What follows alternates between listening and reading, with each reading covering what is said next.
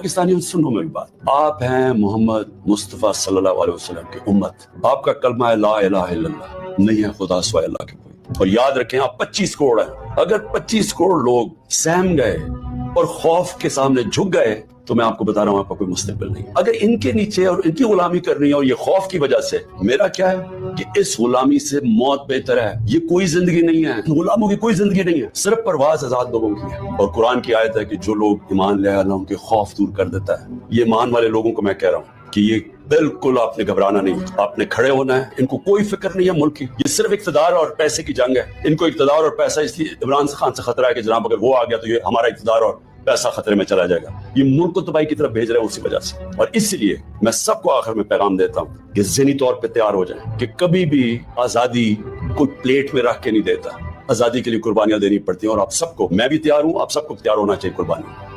Pakistan पाइंदाबाद।